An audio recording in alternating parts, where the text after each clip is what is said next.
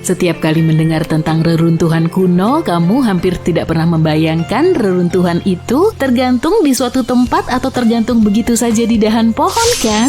Faktanya, untuk sebagian besar artefak kuno yang telah kita pamerkan di museum di seluruh dunia, para arkeolog melakukan penggalian yang cukup mengesankan.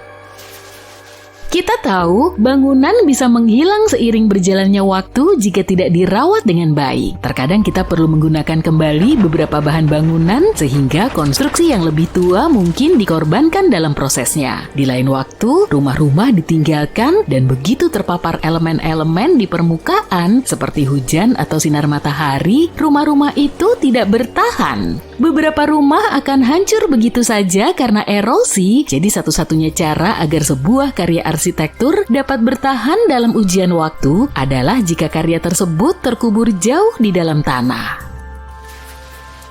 Jadi, gimana bangunan-bangunan itu bisa terkubur? Ya, itu sebenarnya karena kesalahan sendiri. Kota-kota kuno punya kebiasaan untuk menaikkan permukaan tanah secara bertahap seperti anak kecil yang menambahkan topping pada es krim sundae. Pemukiman ini selalu sibuk mengumpulkan makanan dan bahan bangunan untuk mengimbangi populasi yang terus bertambah. Tapi, siapa sih yang sempat mengurusi limbah dan sampah? Hal ini tidak termasuk dalam daftar tugas mereka pada masa itu. Jadi ketika harus membangun rumah baru, peradaban kuno merasa lebih mudah untuk menghemat keringat dan air mata dengan menumpuk reruntuhan dan membangun tepat di atasnya.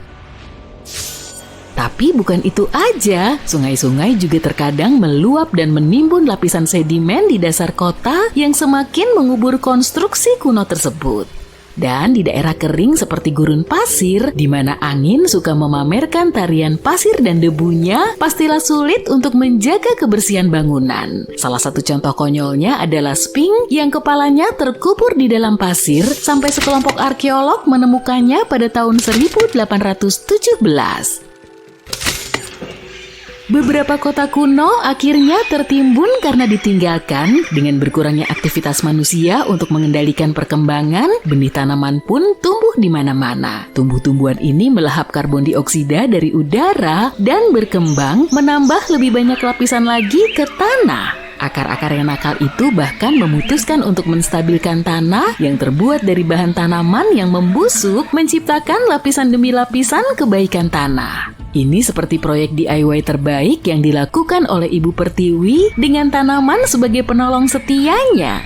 Tindakan menggali rahasia peradaban kuno bukan hanya tentang menemukan dunia yang hilang, ini juga merupakan pencarian besar untuk mengungkap harta karun di balik lapisan sejarah.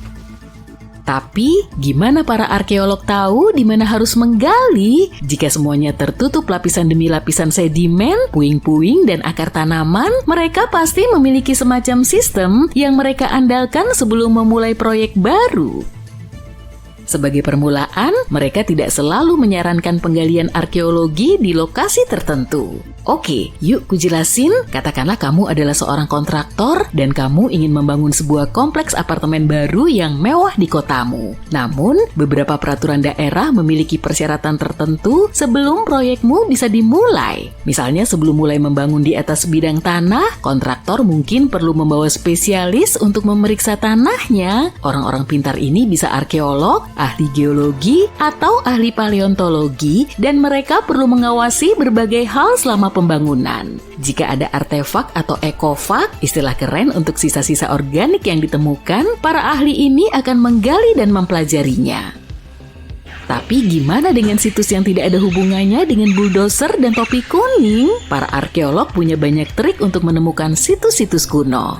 Mereka menyelami catatan bersejarah dengan cara detektif. Dengan mengendus dokumen dan peta lama, mereka dapat menyusun teka-teki aktivitas manusia di area tertentu. Jika sebuah situs pernah dikunjungi, maka akan lebih baik lagi. Menemukan catatan penggalian masa lalu atau catatan sejarah dapat memberikan arkeolog banyak informasi tentang kemana harus melanjutkan perburuan harta karun mereka.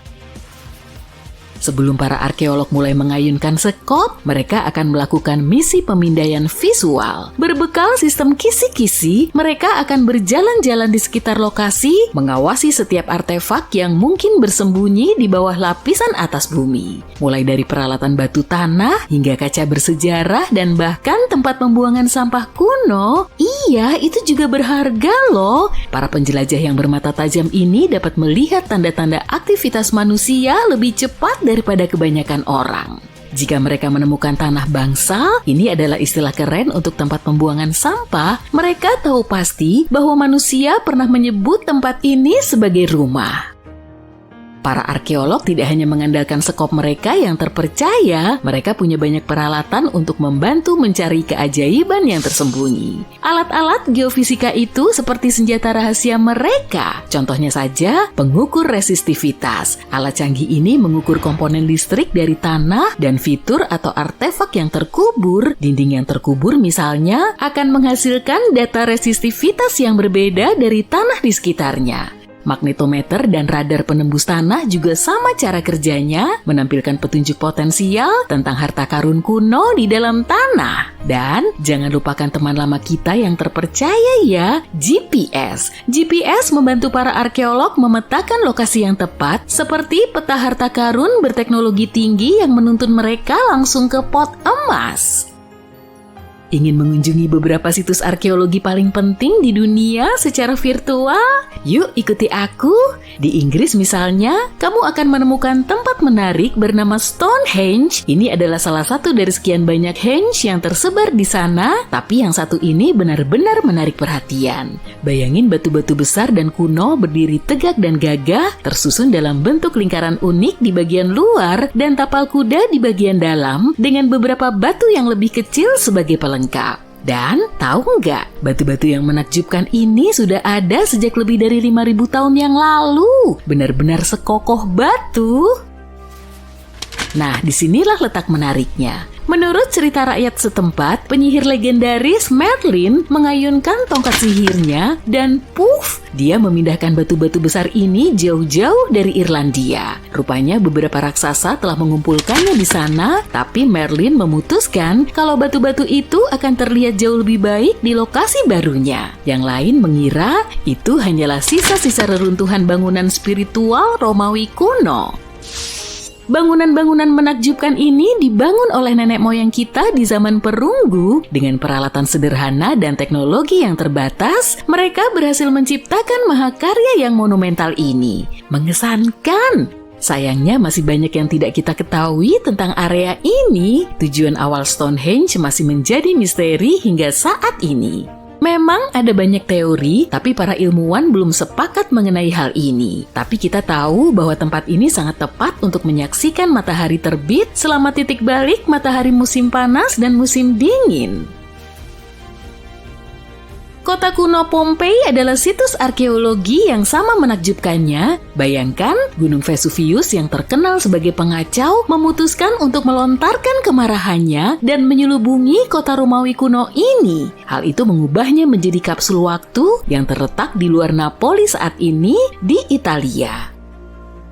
Maju cepat ke tahun 1748 ketika sekelompok penjelajah yang penuh petualangan menemukan Pompei. Lihat, mereka menemukan harta karun berupa barang-barang yang terawat dengan baik. Jalanan, rumah-rumah, makanan, mungkin udah agak basi ya saat itu. Perhiasan berkilau, patung-patung mewah, lukisan dinding warna-warni, barang-barang rumah tangga sehari-hari, dan bahkan jasad hewan dan manusia.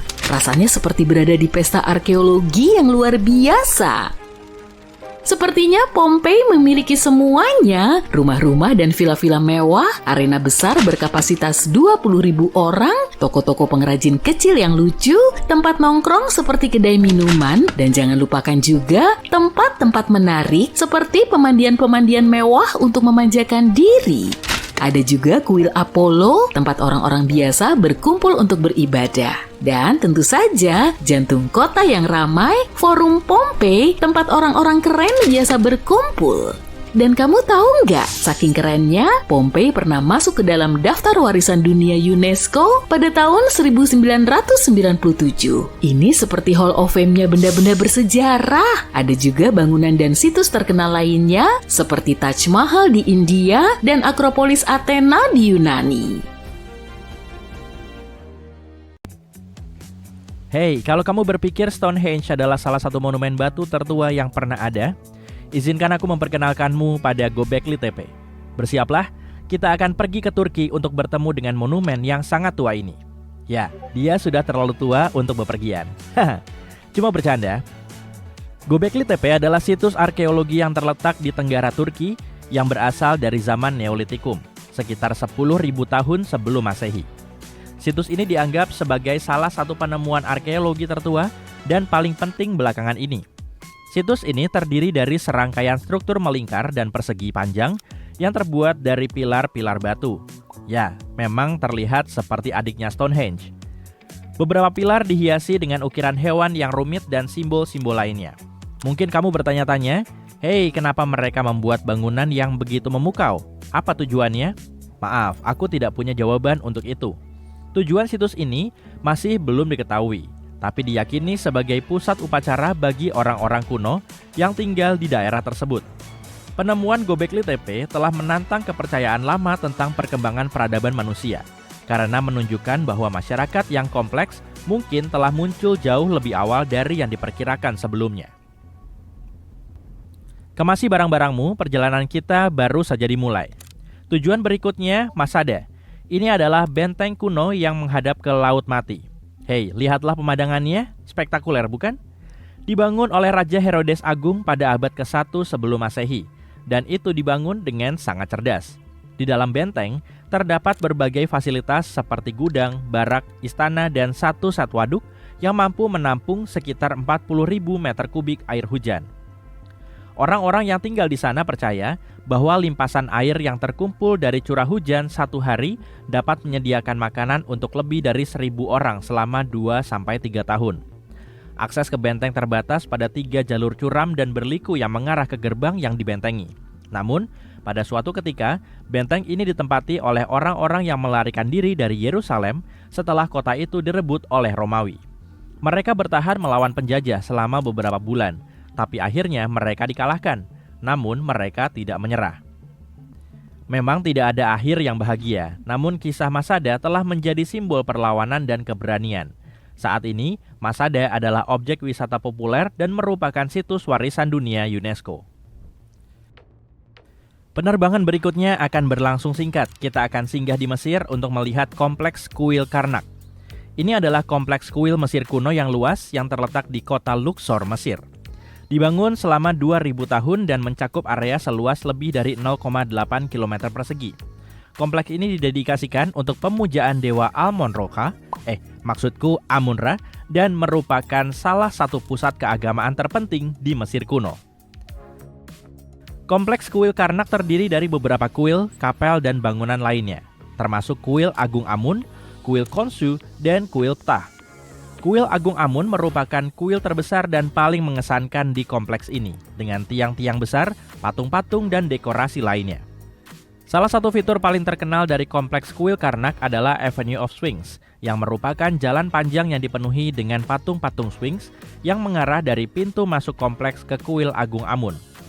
Fitur penting lainnya adalah Aula Hypostyle, yang merupakan aula besar dengan 134 tiang setinggi lebih dari 21 meter. Kompleks kuil Karnak adalah objek wisata populer dan merupakan situs warisan dunia UNESCO. Tempat ini dianggap sebagai salah satu situs arkeologi paling penting di Mesir dan memberikan gambaran sekilas yang menarik tentang agama dan budaya Mesir kuno. Hei, jangan dulu naik penerbangan berikutnya dan meninggalkan Mesir sebelum melihat piramida Djoser. Piramida ini memiliki nama lain, yakni piramida tangga. Situs Mesir kuno ini terletak di Saqqara, dibangun pada abad ke-27 sebelum Masehi untuk Firaun Djoser oleh arsiteknya Imhotep, yang dianggap sebagai salah satu tokoh terpenting dalam sejarah Mesir. Para ilmuwan percaya bahwa piramida ini adalah struktur monumental pertama yang dibangun seluruhnya dari batu dan merupakan contoh penting dari arsitektur Mesir kuno. Piramida ini awalnya memiliki tinggi 61 meter dan dikelilingi oleh kompleks bangunan dan halaman. Piramida ini dibangun dalam 6 lapisan, masing-masing lebih kecil dari lapisan di bawahnya, sehingga terlihat seperti anak tangga. Piramida ini digunakan sebagai tempat pemakaman Firaun Djoser dan dikelilingi oleh pekuburan luas yang berisi makam banyak pejabat penting lainnya. Piramida Djoser mengalami beberapa kali renovasi dan penambahan selama berabad-abad, termasuk penambahan selubung batu kapur yang menutupi struktur berundak aslinya. Namun, sebagian besar piramida telah hancur seiring berjalannya waktu dan saat ini hanya inti pusatnya saja yang tersisa. Meskipun demikian, piramida ini tetap menjadi situs arkeologi yang penting dan objek wisata populer di Mesir. Oke, kita siap untuk lanjut. Ada satu lagi penemuan yang cukup baru yang harus kita lihat hari ini. Menara Yeriko baru ditemukan selama penggalian pada tahun 1950-an dan 1960-an. Menara ini adalah sebuah menara batu kuno yang terletak di kota Yeriko di tepi barat. Sama seperti Göbekli Tepe, menara ini diyakini sebagai salah satu bangunan batu tertua di dunia yang berasal dari tahun 8000 sebelum Masehi. Menara ini memiliki tinggi lebih dari 8,5 meter.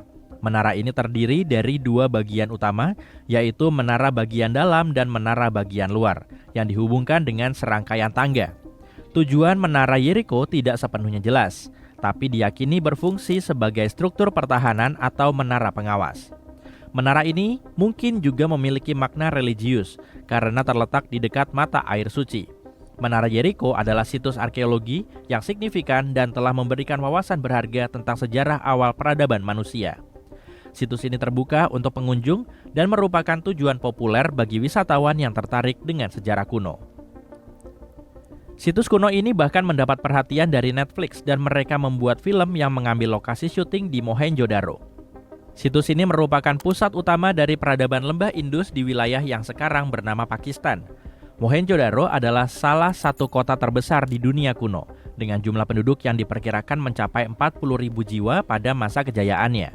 Percayalah, kota ini pasti merupakan kota megalopolis yang sangat besar pada masa itu. Kota ini terkenal dengan perencanaan kota yang canggih, dengan sistem drainase dan sanitasi yang canggih, serta arsitekturnya yang mengesankan, termasuk pemandian besar dan lumbung. Mohenjo-daro ditinggalkan sekitar tahun 1900 sebelum Masehi dan reruntuhannya baru ditemukan kembali pada tahun 1920-an. Saat ini, tempat ini menjadi situs warisan dunia UNESCO dan situs arkeologi penting untuk mempelajari peradaban Asia Selatan kuno. Kita akan menuju ke sebuah negara kecil yang mungil yang memiliki sejarah yang cukup mengesankan. Selamat datang di Malta. Kuil Gigantia adalah situs Neolitikum yang terletak di Pulau Gozo di Mediterania. Kuil-kuil ini mungkin merupakan salah satu bangunan tertua yang berdiri sendiri di dunia yang berasal dari sekitar tahun 3600 sampai 3200 sebelum Masehi. Kuil-kuil ini terdiri dari dua bangunan megalitik, masing-masing dengan beberapa ruangan dan altar. Nama Gigantia berarti menara raksasa dalam bahasa Malta, karena orang-orang percaya bahwa hanya raksasa yang dapat membangun struktur besar seperti itu. Kuil-kuil ini diyakini digunakan untuk tujuan keagamaan dan dianggap sebagai contoh penting dari arsitektur prasejarah. Kuil-kuil ini ditambahkan ke dalam daftar warisan dunia UNESCO pada tahun 1980. Kamu pasti sudah cukup lelah, tapi masih ada satu tempat lagi yang harus kita kunjungi hari ini. Pesawat kita sudah mendarat di Armenia dan kita di sini untuk melihat kuil Garni. Lihat, kuil yang satu ini terawat dengan baik. Kuil ini berasal dari abad ke-1 Masehi, dibangun oleh Raja Tiridate I sebagai persembahan untuk Dewa Matahari Mir. Sayangnya kuil ini hancur pada abad ke-17 akibat gempa bumi yang merupakan hal yang biasa terjadi di daerah ini. Tapi kemudian direkonstruksi pada abad ke-20. Saat ini, kuil ini menjadi objek wisata yang populer dan terdaftar sebagai situs warisan dunia UNESCO. Saat itu tahun 1898 dan kamu sedang mengikuti penggalian di Saqqara. Tempat yang tidak jauh dari Kairo ini penuh dengan makam kuno dan piramida. Kamu sedang berada dalam mood Indiana Jones dan berharap menemukan sesuatu yang sangat fenomenal dan menjadi terkenal. Emas, manuskrip, peta harta karun, mumi Firaun yang terkenal. Tunggu, burung kayu. Kamu benar-benar kecewa karena terlihat seperti mainan biasa. Mainan lama tapi tetap saja kamu nggak tahu bahwa bertahun-tahun kemudian seseorang akan menyatakan bahwa burung itu sebenarnya adalah sebuah pesawat monoplane kuno.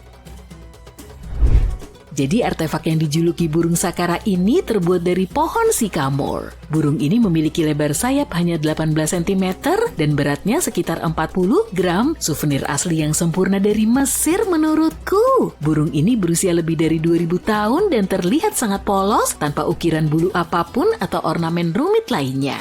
Namun ia memiliki paruh dan mata yang membuat temuan ini terlihat seperti elang, lambang dewa Horus. Ekornya agak nggak biasa karena berbentuk kotak, terlihat tegak dan sepertinya bagian yang cekung adalah tempat untuk bagian yang sekarang hilang.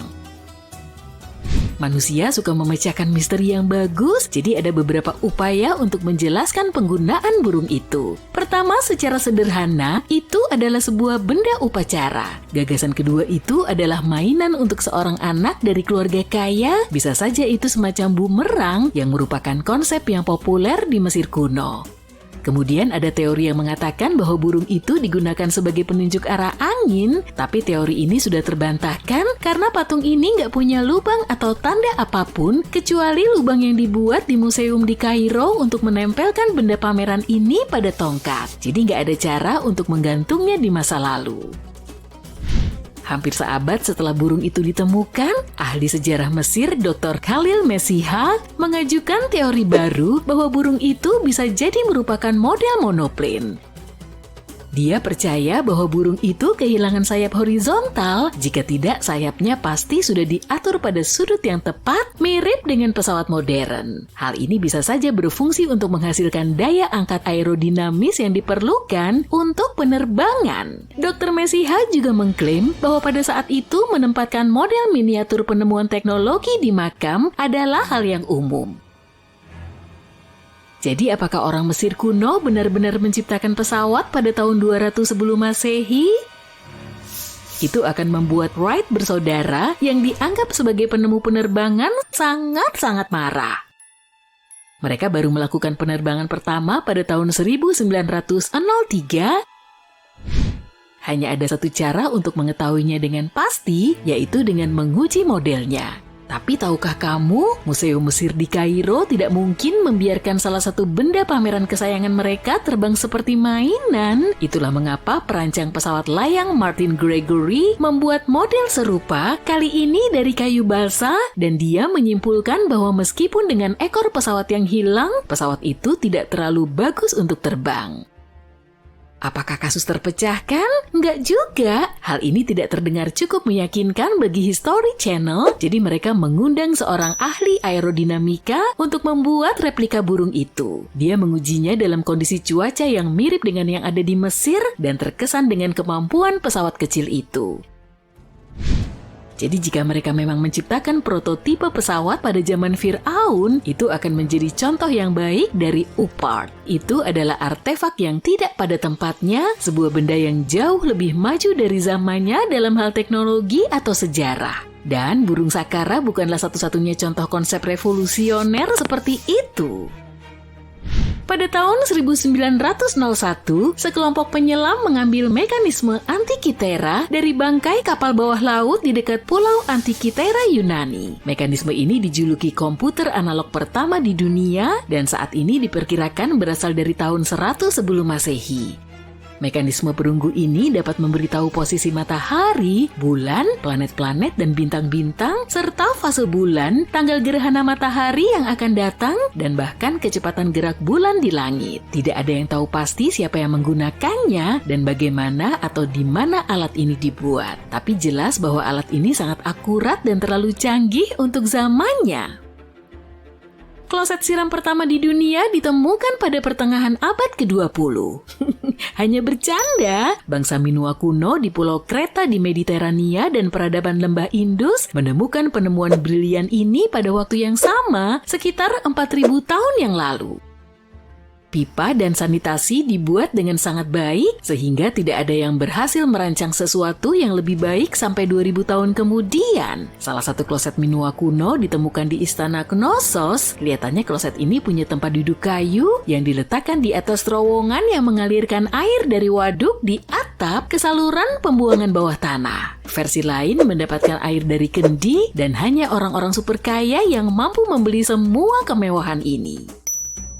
Jadi jika kamu ingin membeli real estate saat itu, kloset siram akan menjadi tanda bahwa kamu berada di lingkungan orang kaya.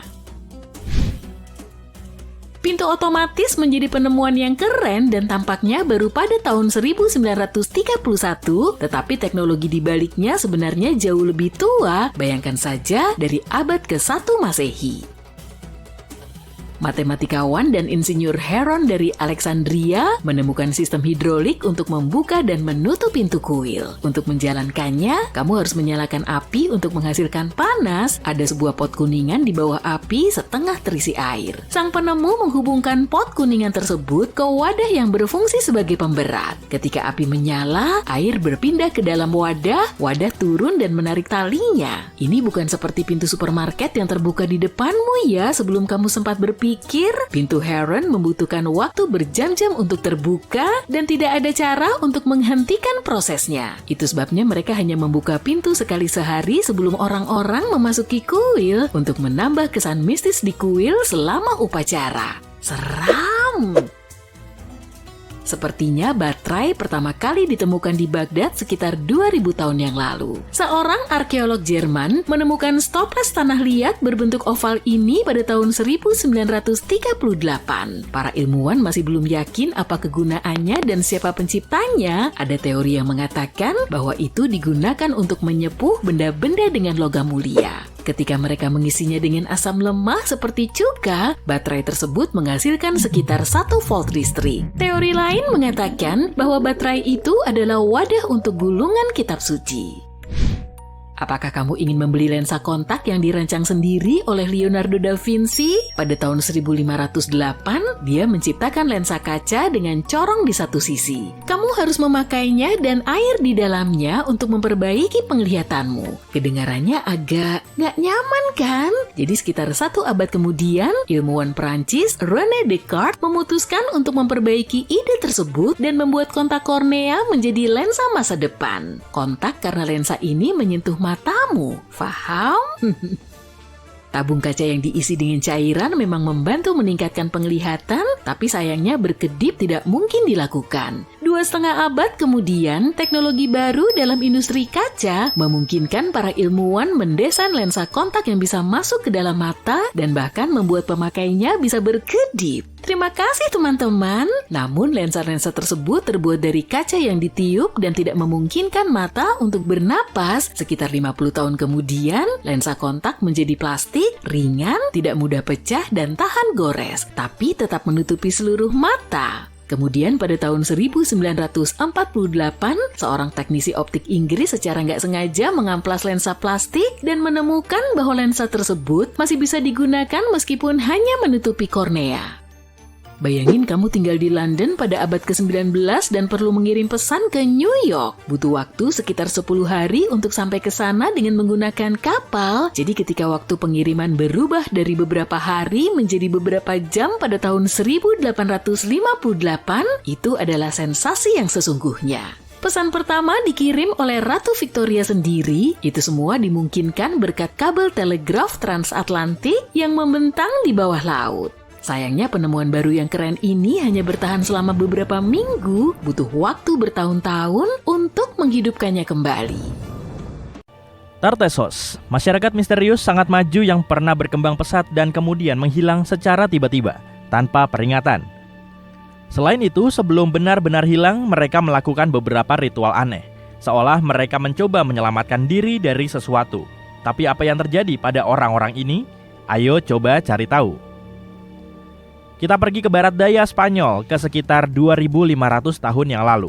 Dulu, ada sebuah kota yang indah di sini, sebuah pusat perdagangan Tartessos. Bayangkan sebuah kuil di tengah-tengah kota yang sepi, bangunan 2 lantai yang menakjubkan dan monumental. Ada aroma daging goreng yang kental di udara, dan asap dari penggorengannya membumbung tinggi ke langit, menutupi pola-pola kuil. Matahari telah terbenam dan inilah saatnya untuk mempersiapkan ritual. Kita memasuki aula monumental kuno. Di dalamnya, ratusan orang berkumpul di sepanjang meja kayu panjang dengan mangkuk-mangkuk keramik dan perunggu. Mereka berpesta dan minum. Orang-orang ini lebih bersenang-senang daripada hewan-hewan di luar bangunan. Hewan-hewan ini dipersiapkan untuk ritual. Kuda, sapi, babi, keledai, bahkan anjing. Semuanya dibawa ke sini untuk menyenangkan para dewa. Dan yang terjadi setelah ritual itu sendiri bahkan lebih gila lagi. Di akhir upacara, orang-orang mengambil obor dan membakar seluruh bangunan. Semuanya berubah menjadi abu dan bara. Dan ketika bara api terakhir memudar, mereka mengambil sekop dan mulai mengubur tempat ini. Setidaknya butuh waktu beberapa hari untuk mengubur bekas tempat suci tersebut di bawah tumpukan tanah. Mereka bekerja tanpa kenal lelah. Di beberapa bagian, ketebalan lapisan lumpur dan tanah liat bisa mencapai hampir 4,3 meter. Kemudian orang-orang ini, bangsa Tertesia terakhir yang diketahui, meninggalkan tempat ini dan menghilang dari dunia kita selamanya. Apa yang baru saja terjadi? Kenapa mereka melakukan semua ini? Mari kita mulai dari awal. Tartessos pertama kali disebutkan dalam teks Yunani dan Romawi ribuan tahun lalu. Tapi untuk waktu yang lama, kita tidak tahu apa itu sebenarnya. Semua deskripsi yang ada saling bertentangan dan membingungkan. Beberapa arkeolog mengira Tartessos adalah semacam pelabuhan. Yang lain berpendapat itu sebuah sungai atau waduk. Mereka bahkan mengatakan tempat ini bisa dihubungkan dengan Atlantis yang mistis. Tapi tidak ada bukti yang mendukungnya, sehingga komunitas ilmiah dengan cepat menolak ide ini. Tapi kini kita tahu yang sebenarnya. Tartessos adalah sebuah peradaban kuno. Keberadaannya ditemukan di semenanjung Iberia, salah satu pulau paling selatan Eropa. Peradaban ini berkembang pesat pada abad ke-9 hingga ke-5 sebelum Masehi, dan kemudian sekitar 2.500 tahun lalu menghilang tiba-tiba. Mereka cukup kaya, pulau ini memiliki cadangan logam yang kaya, sehingga ekonomi mereka berkembang pesat. Perak, tembaga, timah, dan banyak hal lainnya ditambang di pegunungan Sierra Morena. Hampir semua penduduk lokal terlibat dalam perdagangan. Bagi mereka, itu adalah hal biasa. Tapi aneh bahwa hanya ada sedikit catatan yang tersisa tentang mereka, bukan? Dan tidak banyak monumen budaya mereka yang bertahan hingga hari ini. Di seluruh Spanyol, para ilmuwan berhasil mengumpulkan total sekitar 20 temuan arkeologi yang berhubungan dengan Tartessos. 3 diantaranya digali di lembah Guadiana, Chancho Roano, Casas del Turru Nuevo, dan La Mata. Kita mulai dengan yang pertama. Chancho Roano ditemukan pada tahun 1978. Penemuan ini merupakan salah satu potongan teka-teki yang paling signifikan. Ini salah satu bangunan yang paling terawat dengan baik dari peradaban Tartesia. Tidak hanya dindingnya yang bertahan hingga hari ini, tapi juga altar, parit, dan bahkan beberapa artefak, seperti beberapa perhiasan dan gelas anggur. Bangunan persegi ini dikelilingi oleh parit dalam yang berisi air, dan sejujurnya kita masih belum tahu fungsi pastinya. Kita hanya berasumsi itu mungkin sebuah kuil kuno. Beberapa ritual dilakukan di sana. Sebagai contoh, mereka membakar kuil dan menutupinya dengan lapisan pasir dan tanah liat yang tebal. Mereka bahkan meninggalkan beberapa artefak mahal di dalamnya, seperti peralatan, perhiasan emas, dan sebagainya. Lanjut ke penemuan berikutnya. Casas del Turru Nuevo juga merupakan salah satu bangunan paling terawat di seluruh Mediterania Barat. Kita baru menemukannya beberapa tahun yang lalu, pada tahun 2015, dan belum banyak dipelajari. Tapi, kita sudah tahu bahwa tempat ini juga cukup aneh. Casas del Turru Nuevo adalah bangunan yang sangat kaya. Ini bukan sekedar kamp sementara, melainkan tempat dengan arsitektur yang monumental dan mengesankan. Tangga-tangga besar, langit-langit berkubah, bahan-bahan mewah yang dibawa dari seluruh Mediterania, dan teknologi konstruksi terbaru. Tempat ini seperti penanda kekuasaan, bahkan mungkin seperti istana. Dan ya, tempat ini juga menjadi tempat ritual. Tidak jelas apakah penduduk setempat berniat untuk menghancurkan tempat indah ini sejak awal, tapi disinilah mereka melakukan ritual terbesar di wilayah tersebut. Ritual ini melibatkan lebih dari 50 hewan, termasuk yang paling berharga yaitu kuda. Kuda adalah satu-satunya alat transportasi mereka. Fakta bahwa orang-orang ini merelakan kuda-kuda mereka mungkin mengindikasikan rencana untuk tinggal di sini selama beberapa waktu. Mungkin mereka berharap dapat menyenangkan para dewa dan menetap di tanah itu. Ritual dilakukan persis seperti yang mereka inginkan. Dan seperti halnya Chancho Roano, tempat ini juga dibakar. Ketika ritual berakhir, penduduk setempat mengubur tempat ini dan pergi, menghilang ke pedesaan semenanjung Iberia. Sekarang, tempat ini menjadi terbengkalai dan sepi.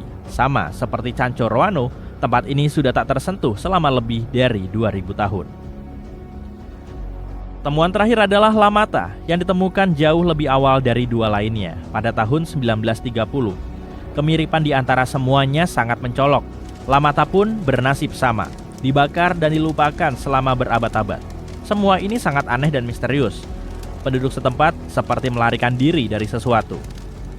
Mungkin sesuatu terjadi yang membuat mereka mulai membangun ruang perjamuan dan mengatur ritual berskala besar. Masyarakat ini mengira dewa-dewa berpaling dan mencoba menyenangkan mereka, tapi sayangnya tidak berhasil. Akibatnya, mereka terpaksa meninggalkan kuil-kuil mereka dan tak lama menghilang selamanya. Dan ngomong-ngomong, kenapa mereka menghilang? Nah, ini adalah misteri lain dari peradaban ini. Salah satu pertanyaan yang paling penting adalah apakah mereka tahu bahwa mereka akan menghilang? Atau apakah itu sesuatu yang tak terduga? Apakah mereka mengalami semacam bencana yang datang tiba-tiba dan mencoba melarikan diri? Atau ada hal lain? Para ilmuwan punya beberapa teori. Teori pertama mengatakan bahwa mungkin telah terjadi beberapa gempa bumi besar dan tsunami di wilayah ini. Bencana alam ini menghancurkan pemukiman lokal dan membuat para penyintasnya kehilangan semangat. Mungkin mereka mencari keselamatan dari hal ini. Teori lainnya adalah ada beberapa masalah perdagangan. Karena mereka kaya akan logam dan hidup dari ekonomi wilayahnya, masalah apapun bisa menjadi besar. Jika mereka mengalami semacam krisis pertambangan, maka hubungan antar bangsa bisa sangat memburuk dan keadaan bisa menjadi sangat kacau. Kebenarannya mungkin berada di tengah-tengah. Teori terbaru mengatakan bahwa sekitar abad ke-6 sebelum Masehi, tsunami berskala besar menghantam pelabuhan. Hal ini sangat merusak perekonomian, yang memperburuk hubungan antara Tartessos dan tetangganya. Bagaimanapun, ini masih spekulasi. Tempat ini bagaikan mimpi yang menjadi kenyataan bagi para arkeolog serta menyimpan banyak sekali informasi dan rahasia yang belum kita ungkap. Bangsa Tartesia tidak tahu bahwa dengan mengubur artefak-artefak, mereka telah memberi hadiah yang sangat berharga bagi para ilmuwan di masa depan. Dan sementara para ilmuwan terus mempelajarinya, kita bisa melihat barang-barang yang telah mereka temukan. Pencinta sejarah bisa melihat peralatan, patung kuda dan gading berornamen bangsa Tartesia di Museum Arkeologi Badajoz. Semoga saja di masa depan para ilmuwan akan tahu lebih banyak hal menarik tentang peradaban ini, dan kita bisa mengetahui apa yang terjadi pada mereka. Kamu adalah seorang petualang yang mencari jam pasir emas yang tersembunyi di hutan di sebuah negara yang eksotis. Kamu akhirnya menemukan artefak tersebut. Seseorang mulai berteriak begitu kamu mengambilnya. Berhenti, ini polisi, angkat tangan. Kamu melihat sekeliling dan melihat dua orang petugas polisi. Kamu membalikan jam pasir dan jatuh ke dalam portal yang tiba-tiba terbentuk yang membawamu menembus ruang dan waktu. Hei kau orang asing, jangan bergerak. Apa yang kau lakukan di kuil kami? Kamu melihat sekeliling dan melihat dua orang yang membawa pedang. Mereka adalah polisi Babilonia kuno. Kerajaan besar di Mesopotamia ini adalah kerajaan pertama dalam sejarah yang membuat daftar hukum dan hukuman bagi pelanggarnya.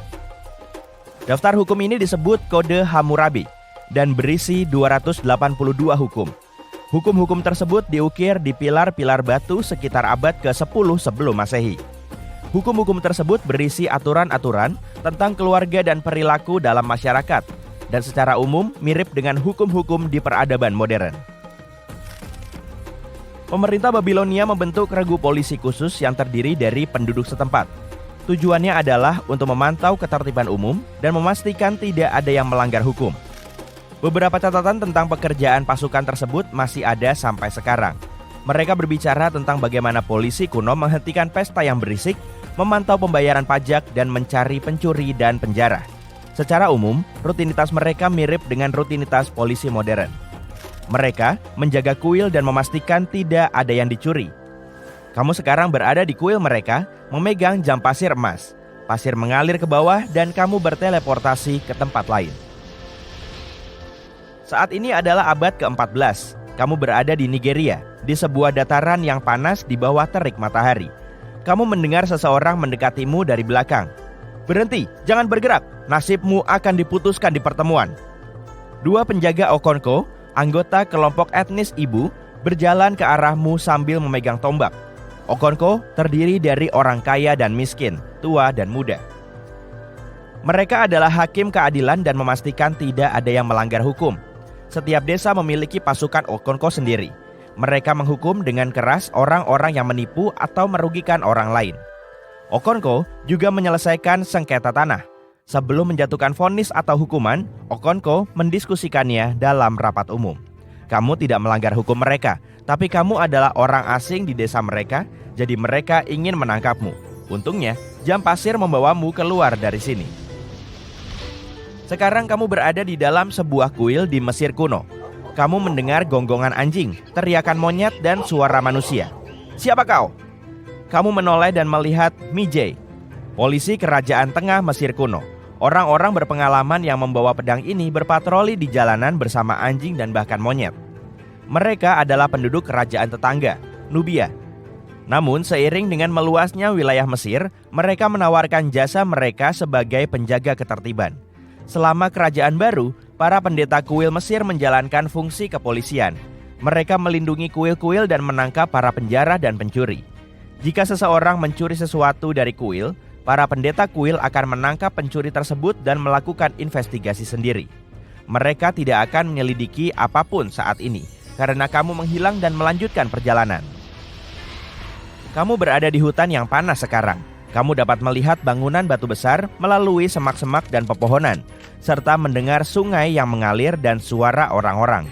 Kamu berada di samping area pertanian yang luas.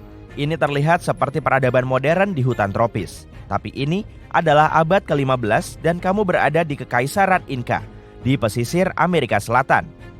Petugas polisi di sini disebut Tokrikok, yang berarti orang yang melihat segalanya.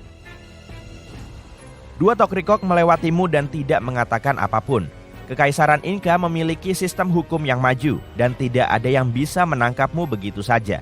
Orang yang menuduh orang lain melanggar hukum harus memiliki pangkat yang lebih tinggi dari si tertuduh. Oleh karena itu, Tokrikok adalah orang yang paling senior di kota-kota. Mereka menjaga ketertiban dan juga melakukan sensus penduduk. Tugas mereka juga termasuk distribusi tanah dan pembangunan jalan dan jembatan. Mereka mengadakan semua proses pengadilan secara terbuka dan menghukum mereka yang melakukan pelanggaran serius. Tapi untuk hooliganisme kecil, orang-orang hanya menjadi sasaran kecaman publik. Di sini kamu merasa aman berkat hukum yang keras tapi adil. Tapi jam pasir gelisah dan membawamu ke Yunani kuno. Dan sejujurnya kamu kurang beruntung karena Kriptear dari Sparta berkuasa di sini. Orang-orang tangguh ini dilatih berduel sejak usia dini dan mengembangkan kekuatan dan daya tahan yang luar biasa. Ya, semuanya seperti yang kita lihat di film-film. Kriptea berarti tersembunyi. Polisi ini selalu bertindak dengan hati-hati dan diam-diam untuk memberikan pukulan telak. Mereka tidak memiliki baju besi atau pedang besar. Mereka mengenakan pakaian tipis dan memiliki pisau tajam. Kriptea menjaga ketertiban dan memastikan para petani membayar pajak dan membagi hasil panen mereka. Selain itu, Kriptea juga menumpas pemberontakan di antara masyarakat. Tidak seperti polisi di negara lain, Kriptea bekerja di malam hari dan beristirahat di siang hari. Saat ini, siang hari, tidak ada yang akan menangkapmu. Namun jika malam hari, kamu tidak akan bisa melarikan diri dari polisi Sparta. Kamu berteleportasi ke Yudea kuno, di mana sistem peradilan yang adil sangat dihargai. Setiap kota memiliki hakim dan 2 tentara terlatih di bawah komando mereka. Mereka disebut Yudean Soterim. Para pejuang ini sangat ahli dalam memanah dan bertarung dengan pedang. Tugas mereka termasuk memeriksa dan menetapkan harga pasar dan menyelesaikan masalah kepemilikan pribadi dan keamanan publik.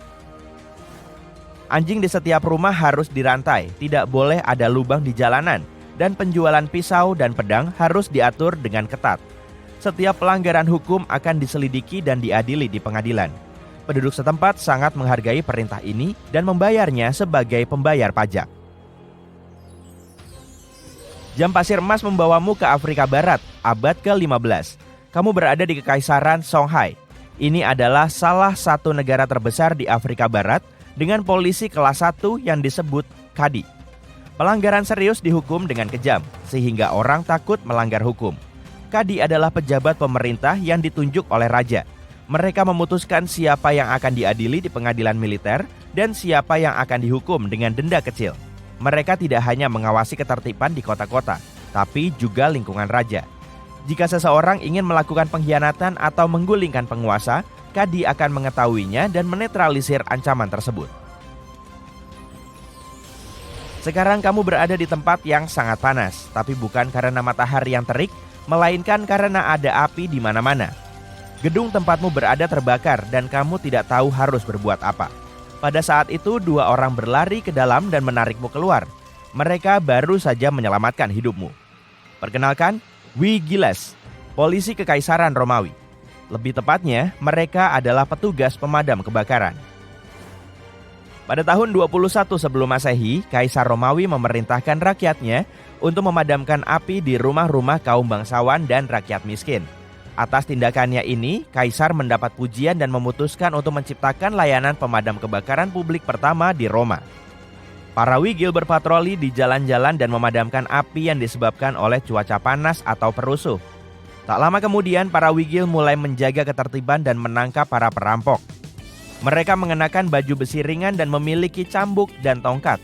Kamu tidak punya waktu untuk berterima kasih kepada mereka karena telah menyelamatkan nyawamu karena jam pasir membawamu ke era lain. Kekaisaran Morean yang berlangsung dari tahun 321 hingga 185 sebelum Masehi adalah kekaisaran pertama di India kuno. Kamu tidak punya waktu untuk melakukan apapun karena 2 orang berbadan besar menangkapmu dan menutup matamu dengan kain. Mereka membawamu untuk diinterogasi. Setiap kota di negara bagian ini memiliki kepala polisi dan timnya yang disebut Gops. Mereka melakukan semua pekerjaan polisi dan memata-matai untuk kaisar. Mereka mencari mata-mata lain, mendata pengunjung baru dan membuntutinya. Mereka berpatroli di jalan-jalan, menjaga ketertiban dan mengetahui segala sesuatu yang terjadi di kota-kota.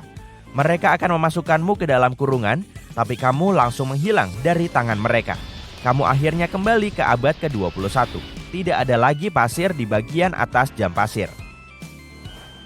Jadi kamu berpikir untuk melakukan perampokan kecil-kecilan untuk melihat bagaimana polisi zaman modern akan menanggapinya. Namun kemudian jam pasir muncul kembali dan menjatuhkanmu ke dalam penjara sehingga kamu bisa melihat dari dekat. Kemudian kamu bangun. Para ilmuwan berhasil membuat penemuan yang mengubah dunia, tapi mereka pun dihadapkan dengan misteri. Berikut ini adalah 10 hal yang membuat para ilmuwan bingung. Bayangkan kamu terus-menerus mendengar dengungan berfrekuensi rendah dan tidak ada yang bisa melacak sumbernya. Sekitar 4% dari populasi dunia mendengar deham ini. Ini suara yang tidak mengenal geografi. Artinya, orang-orang di seluruh dunia mendengarnya, sehingga namanya bervariasi dari Taos Ham hingga Auckland Ham, tergantung wilayah asal suaranya. Bunyinya hanya berada di ambang batas pendengaran manusia. Kebanyakan orang tidak terlalu mendengarnya saat berada di luar ruangan dan akan semakin keras saat berada di dalam ruangan, terutama di malam hari. Yang lebih menakutkan lagi, kamu tidak bisa mengabaikannya setelah mendengarnya.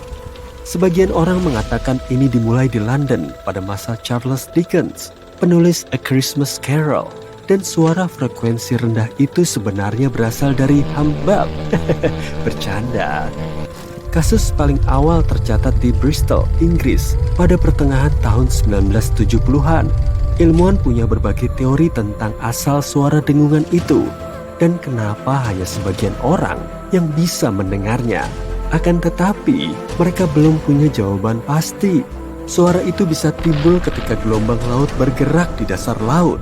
Gelombang itu mengguncang bumi ketika bertabrakan dengan lempeng benua. Atau bisa juga terjadi karena letusan gunung berapi dan gempa bumi.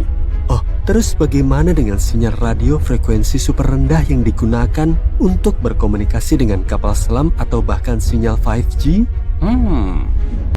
Upsweep adalah jenis suara tak dikenal lainnya. Suara ini pertama kali terdeteksi pada tahun 1991 di Samudra Pasifik. Bunyinya cukup keras sehingga bisa direkam di seluruh samudra. Para ilmuwan berteori bahwa suara itu mungkin terkait aktivitas gunung berapi bawah laut. Menariknya, volume suaranya sudah mengecil dibandingkan saat pertama kali terdengar. Tapi, suara itu masih bisa dideteksi. Ditambah lagi, ini bersifat musiman. Suara ini mencapai volume tertinggi pada musim semi dan gugur. Apa ini berkaitan dengan perubahan musim? Tidak ada yang tahu pasti. Hal misterius berikutnya adalah monumen berbentuk kerucut yang ditemukan di Laut Galilea di Israel. Monumen ini tidak sengaja ditemukan melalui pemindaian sonar pada tahun 2003. Tapi temuan ini baru dipublikasikan pada tahun 2013. Monumen ini memiliki berat 60.000 ton. Dulunya, monumen ini terendam oleh air pasang. Para arkeolog mengatakan monumen itu penuh teka-teki karena mereka tidak tahu dari mana asalnya. Mereka tidak tahu itu berhubungan dengan apa atau apa fungsinya.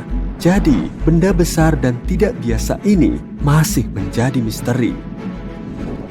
Kita beralih ke Göbekli Tepe, Turki. Tempat ini menawarkan salah satu situs arkeologi paling penting di dunia. Kenapa penting?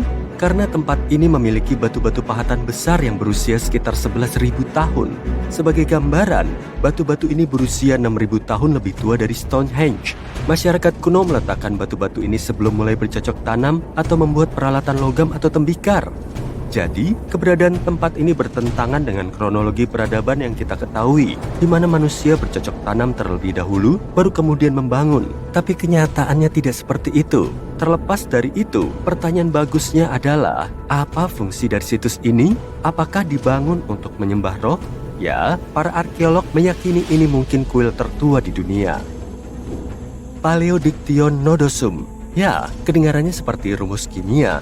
Ini adalah fosil hidup yang ditemukan jauh di dasar laut. Ada makhluk yang membuat liang heksagonal ini, itu sudah pasti.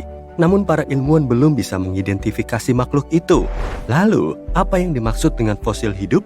Nah, Paleodictyon nodosum adalah makhluk yang diyakini membuat liang yang hampir identik dengan fosil Paleodictyon. Apakah hewan mirip cacing yang membuatnya? Para ilmuwan tidak tahu. Yang jelas, ini bukanlah sebuah kebetulan yang tercipta karena kekuatan geologi. Bicara soal fosil, lihatlah fosil raksasa yang satu ini. Nama informalnya Godzilius. Ini ditemukan pada tahun 2011 oleh seorang ahli paleontologi amatir. Mereka ilmuwan yang mempelajari sejarah kehidupan di bumi dengan menganalisis catatan fosil. Kembali ke Godzilius. Panjangnya hampir 2 meter dan tingginya 3 meter jika diukur tegak lurus. Fosil ini berusia 450 juta tahun dan berasal dari masa ketika Cincinnati masih berada di bawah air. Ini mungkin saja fosil tikar alga, tapi beberapa ilmuwan berpendapat lain. Ini terowongan raksasa yang ditemukan di Amerika Selatan. Terowongan ini setidaknya berusia 8.000 hingga 10.000 tahun. Awalnya, para peneliti menemukan beberapa liang raksasa. Ukurannya sangat besar dan dibangun dengan rapi. Para ahli geologi terkagum-kagum dan mengatakan belum pernah melihat struktur semacam itu. Belum ada proses geologi yang bisa menjelaskan pembentukannya. Padahal, para peneliti sudah menemukannya sejak tahun 1930-an. Tapi saat itu, mereka percaya terowongan-terowongan ini hanyalah konstruksi arkeologi biasa. Tapi, kemudian mereka menemukan bekas cakaran besar di dinding dan langit-langitnya. Mereka menduga jejak itu ditinggalkan oleh spesies yang telah punah. Banyak ahli geologi sangat yakin telah menemukan liang kungkang dan armadillo raksasa. Struktur ini adalah liang terbesar yang diketahui dari zaman Paleolitikum di Amazon. Namun para ahli masih punya banyak pertanyaan. Bagaimana bisa struktur yang terlihat terencana seperti itu bisa terbentuk secara alami? Seorang peneliti kemudian menemukan gua aneh lainnya. Gua yang satu ini berjarak ratusan mil dari terowongan besar itu. Sekarang ada lebih dari 1.500 liang dari zaman Paleolitikum yang ditemukan di Brasil. Lebih menariknya lagi, beberapa gua ini terhubung dengan terowongan yang kerap kali mengarah ke ruangan-ruangan. Sekarang kita beralih ke fenomena alam. Tahukah kamu bahwa setiap tahun, khususnya di bulan Oktober, bola api muncul di Sungai Mekong di Thailand? Menurut legenda, bola api naga adalah panggilan bagi Buddha untuk kembali ke bumi. Dan panggilan ini dilakukan oleh ular sungai. Itu mitosnya. Tapi apa kata sains tentang hal ini? Apakah itu terkait gas yang mudah terbakar? Belum ada jawaban yang pasti. bola api ini tampak muncul dari dalam air. Bola-bola api ini bisa mencapai ketinggian hampir 300 meter dan menghilang dengan cepat seperti kembang api. Bola api ini biasanya bersinar dengan warna kemerahan atau oranye. Kami juga akan menyebutkan beberapa legenda. Kenapa tidak? Kisah-kisah legenda sangatlah seru. Sangat disayangkan kalau tidak menyertakan legenda tentang kota Atlantis yang hilang. Seperti yang kita ketahui, legenda menyebutkan Atlantis tenggelam ke dalam lautan sekitar 11.000 tahun lalu. Semenjak itu, bukan hanya para ilmuwan, tapi juga para pemburu harta karun serta filsuf terus mencari kota yang hilang itu. Mungkinkah Bimini Road adalah jejaknya? Pada tahun 1968, seorang penyelam menemukan batu-batu aneh di lepas pantai Pulau Bimini Utara, Bahama. Batu-batu itu terlihat seperti buatan manusia. Penempatannya terlihat rapi dan dalam barisan yang teratur. Hal ini sempat membingungkan para ilmuwan, tapi tidak untuk waktu yang lama. Analisis penanggalan karbon pada batu-batu itu menunjukkan kekuatan geologis menciptakan jalan tersebut secara alami. Tidak ada bekas alat atau tanda yang menunjukkan batu-batu itu sengaja disusun. Penelitian masih terus berlanjut, tapi para ilmuwan kebanyakan percaya bebatuan itu terbentuk karena erosi. Ya, sepertinya belum saatnya Atlantis ditemukan. Bayangkan ini, kamu sedang berjalan-jalan di pantai, lalu melihat puluhan gurita melintas. Pada tahun 2017, sekelompok orang di Wales menyaksikan hal ini. Kenapa makhluk-makhluk ini keluar dari lautan? Belum ada yang tahu jawabannya. Orang-orang itu melaporkan mereka melihat 20 hingga 30 gurita merayap di atas pasir. Mereka memeriksa beberapa tanda luka tapi tidak menemukan apa-apa. Kemudian, mereka membawa hewan-hewan itu kembali ke laut. Menariknya, gurita-gurita itu kembali merayap ke pantai ketika orang-orang sedang tidur. Para ahli mengatakan sulit untuk memastikan alasan yang menarik hewan-hewan tersebut ke pantai tanpa melakukan pengecekan langsung. Mereka masih berspekulasi tentang alasan di balik kejadian yang tidak biasa dan langka ini. Mungkinkah karena populasi yang terlalu padat? Omong-omong, gurita-gurita itu siap menyerbu daratan. Hehe. Sebuah penelitian lain menunjukkan semakin banyak nelayan memburu hewan besar pemakan gurita, semakin bertambah pula populasi gurita. Mungkin itu sebabnya makhluk-makhluk ini harus pergi lebih jauh untuk mencari makanan atau tempat berlindung. Tapi tanpa penelitian mendalam, semua itu hanya teori. Masih banyak juga yang belum kita ketahui tentang ruang angkasa. Nah, berikut ini bonus fakta tentang sumber kehidupan berwarna kekuningan di tata surya. Para ilmuwan telah menemukan jenis gelombang baru di dalam matahari. Gelombang ini bergerak berlawanan arah dengan rotasi matahari. Selain itu, gerakannya juga sangat cepat. Kecepatannya di luar kemampuan pemahaman kita. Para peneliti punya beberapa teori tentang fungsi gelombang tersebut. Kalau mereka berhasil mengetahui peranannya, ini bisa memberi informasi tambahan tentang proses yang terjadi di dalam matahari. Dan ya, gurita-gurita tadi benar-benar sudah siap menyerbu.